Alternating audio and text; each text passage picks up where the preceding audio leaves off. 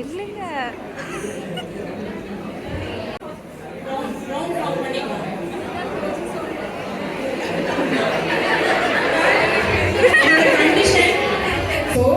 இவங்க எல்லாரும் இப்படியே பேக்வர்ட் திரும்பணும். ஆனா யாரும் யார் கையும் பிரிக்க கூடாது. வேற எந்த ட்விஸ்டும் பண்ணக்கூடாது. மொத்தமா சேர்ந்து நான் சொல்லிடுறேன்.